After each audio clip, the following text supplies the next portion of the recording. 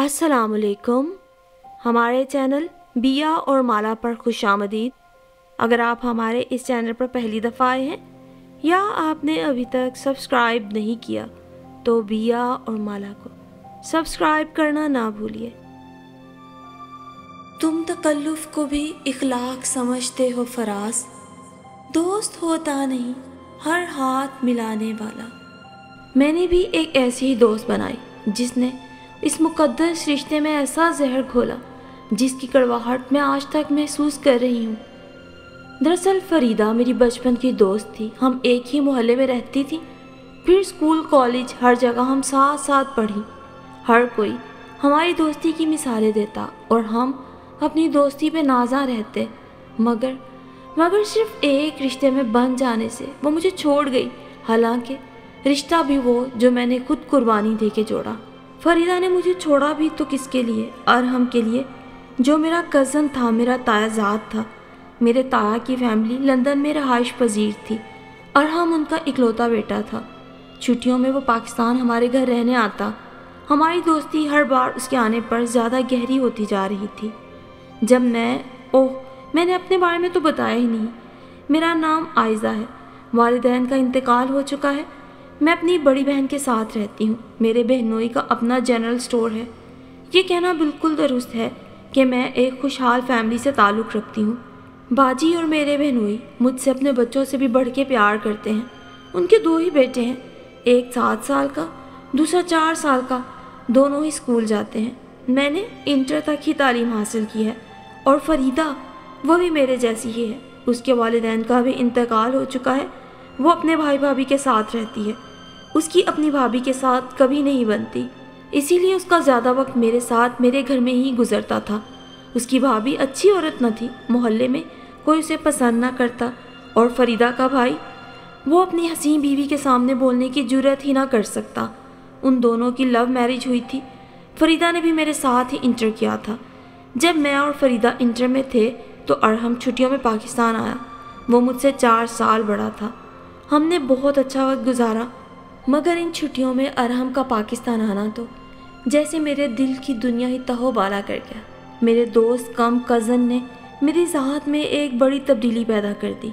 उसका आना मुझे एक नए एहसास से आगाह कर गया।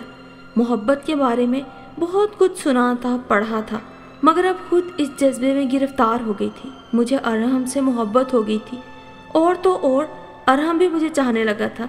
जिस रात उनकी वापसी थी उस रात अरहम ने मुझसे कहा था, आयज़ा मैं बहुत जल्द तुम्हें अपने साथ हमेशा के लिए ले जाऊंगा, बस थोड़ा सा इंतज़ार करना।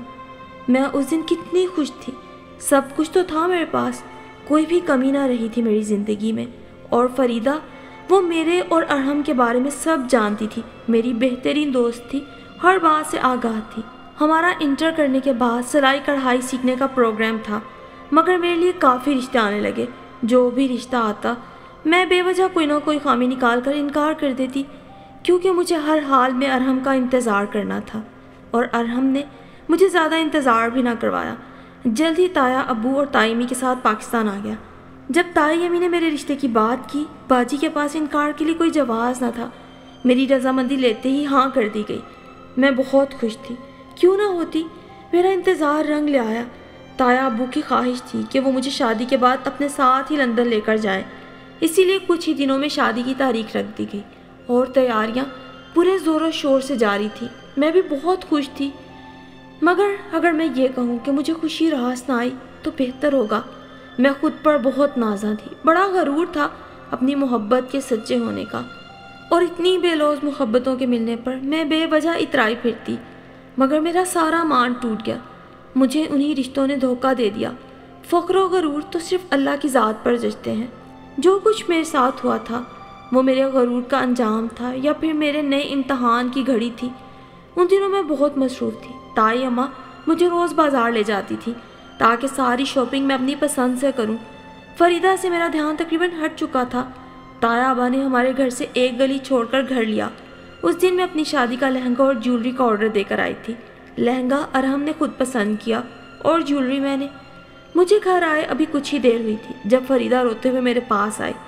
वो इतना रो रही थी कि मैं भी परेशान हो गई। उसे मुश्किल से चुप कराया रोने की वजह पूछी।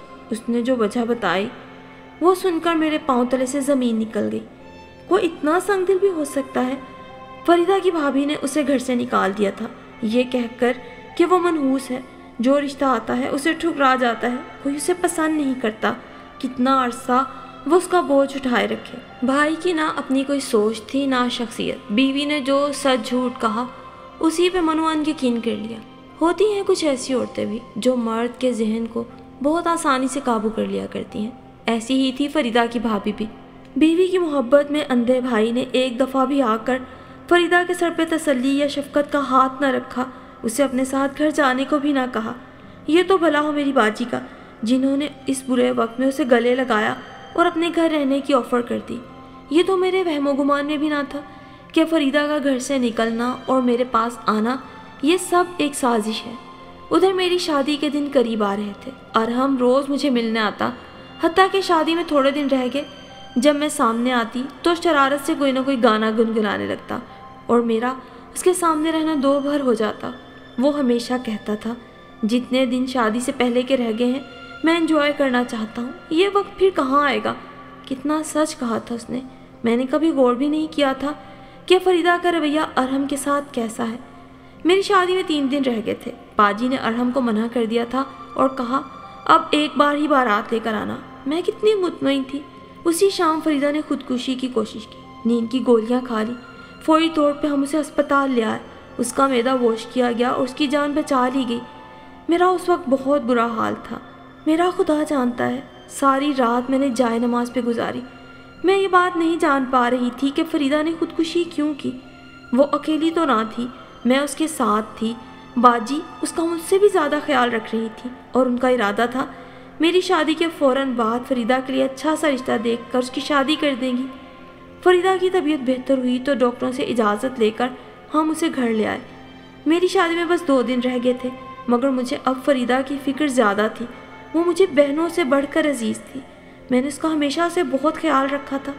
मेरे बहुत पूछने पर भी पहले तो उसने खुदकुशी करने की वजह न बताई। भाई से दूरी और घर से दूरी का जवाब देती रही, जिसे मानने से मैंने साफ इनकार कर दिया। तो बिल आखिर जो वजह उसने बताई वो सुनकर मैं सकते में आ गई। आयज़ा, मैं अरहम से प्यार करती हूँ। उस वक्त से जब मैं उसे पहली बार मिली थी, पहली दफ़ा मैंने उसे तुम्हारे घर देखा। तुम्हें याद है जब मैट्रिक के पेपर देकर हम फारिग थे और हम पाकिस्तान आया था? हाँ, तभी मैंने उसे पहली दफ़ा देखा था और तब से मैं उसे चाहती हूँ, मगर हमेशा तुम्हारी मोहब्बत के सामने खामोश रही। अब मेरे पास कोई रास्ता नहीं बचा तो सोचा अपनी जान ही ले लूँ। मैं तुम्हें कैसे ये बात बता सकती थी? तुम्हारी ज़िंदगी में इतना बड़ा दुख कैसे तुम्हें दे सकती थी? आयज़ा, तुम मुझे गलत ना समझना, मगर मेरे दिल में अक्सर गिला आता है कि अल्लाह ने हर बेहतरीन चीज़ तुम्हें दे दी। शक्लो सूरत, वालिदैन, घर, रुपया पैसा। मेरे पास क्या है? ना कोई घर, ना रुपया पैसा। बिल्कुल अकेली हूँ और एक तरफ तुम हो। कितनी खुश नसीब हो, जो तुमने चाहा तुम्हें मिल गया। तुम्हारी शादी हो जाएगी, तुम भी चली जाओगी अगले घर। और हम कितनी मोहब्बत करता है तुमसे, और तुम्हारी बाजी कैसे तुम पर जान देती है। तुम्हारे लिए तो रिश्तों की भी कमी नहीं, मेरे लिए तो कुछ भी नहीं। अब अगर मैं अपनी ज़िंदगी को ख़त्म करना चाहती हूँ तो खुदारा मुझे इस मामले में मत रोको, मुझे अपनी जान लेने दो। कोई तमन्ना मेरे दिल में बाकी नहीं रही। अरहम की मोहब्बत मुझे पल पल बेचैन रखती है। सोचो मैं कैसे कांटों के रास्ते से गुजर रही हूँ। एक तरफ मेरी दोस्त है, एक तरफ मेरी मोहब्बत है। वो बोले जा रही थी और मेरा तो खुद अपने आंसुओं पे काबू ना था। मेरी दोस्त मुझसे क्या मांग रही थी, वो जो मुझे अपनी जान से बढ़कर अजीज़ था। लेकिन मेरी दोस्त ये भी तो मुझे अजीज़ जान थी। कुछ लम्हे तो मैं सोचती रही और फिर मैंने उसके हाथ थाम कर एकदम ही फैसला कर दिया। ये किसने कह दिया तुमसे कि तुम्हारे पास कुछ नहीं? इतनी हसीन हो तुम, जो तुम्हें देखे देखता रह जाए। कभी मेरी नज़रों से देखो ना अपनी तरफ, और ये खुदकुशी का ख्याल ना बिल्कुल निकाल दो अपने दिल से। हाँ, अरहम मुझे पसंद है, मगर मैं उससे इतनी भी मोहब्बत नहीं करती। ये जुमले मैंने अपने दिल पे पत्थर रख कर कहे थे। अगर एक तरफ अरहम की मोहब्बत थी तो दूसरी तरफ मेरी बहनों जैसी दोस्त, इसलिए मेरे लिए फ़ैसला करना मुश्किल न था।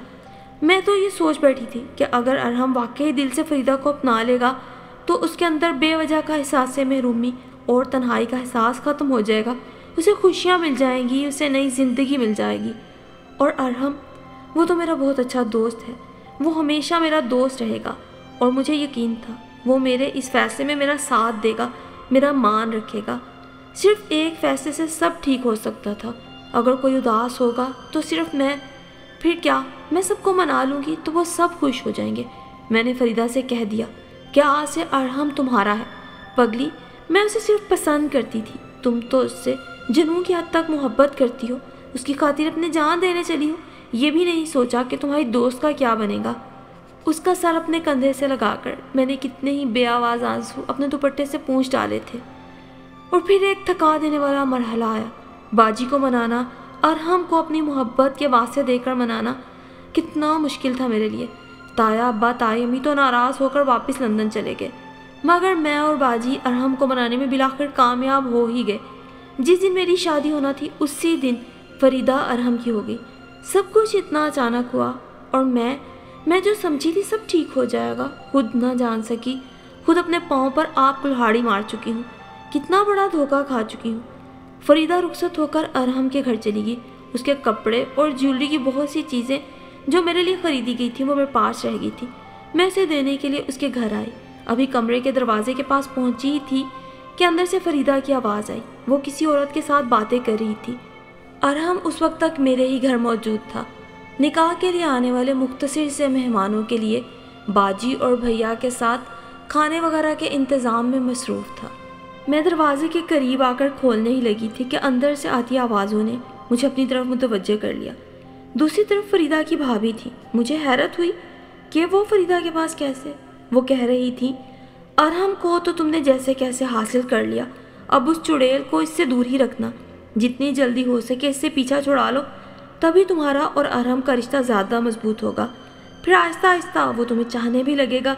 میں تو یہی کہوں گی، تم صبح ہی آئزہ کو ٹکا سا جواب دے دو اور چلتا کرو۔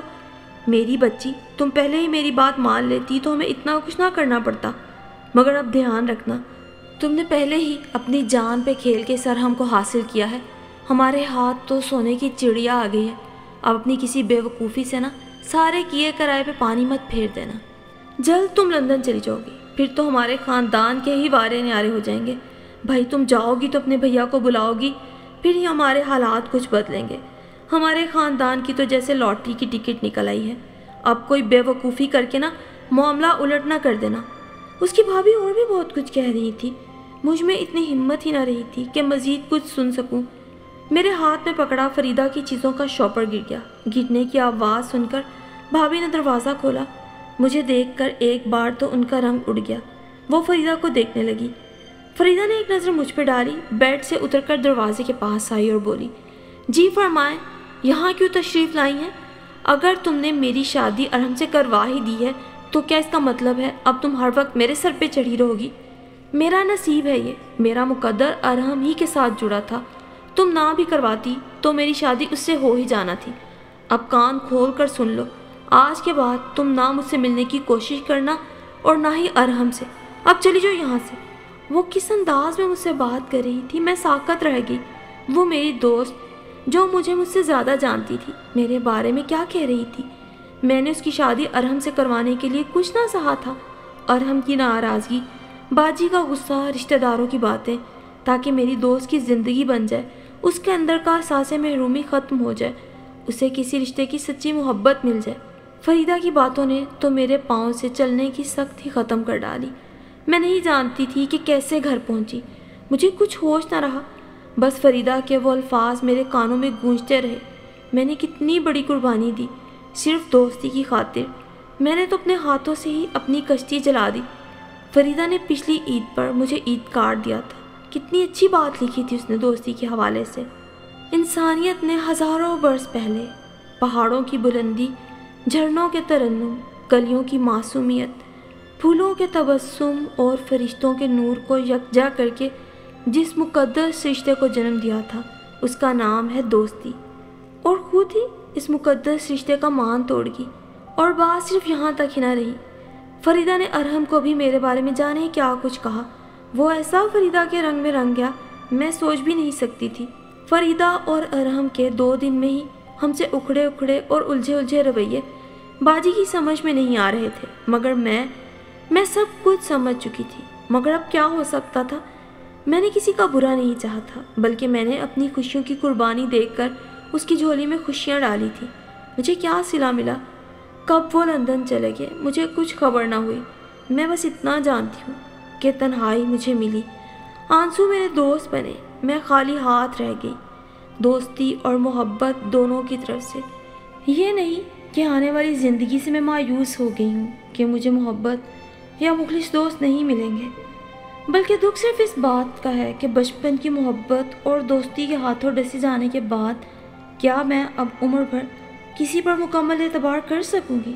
جی بالکل بھی نہیں۔ خیر، محبت کو تو میں نے دوستی کے قدموں پہ نچھاور کر دیا تھا، مگر دوست ایسی خود غرض، ایسی مفاد پرست کہ اب اکثر رو رو کر اللہ سے دعا کرتی ہوں کہ اللہ ہمیں ایسے مفاد پرست دوستوں سے بچا کے ہی رکھے۔ مجھے یقین ہے اب آپ کو بھی یہ شعر درست لگ رہا ہوگا۔ تم تکلف کو بھی اخلاق سمجھتے ہو فراز، دوست ہوتا نہیں ہر ہاتھ ملانے والا۔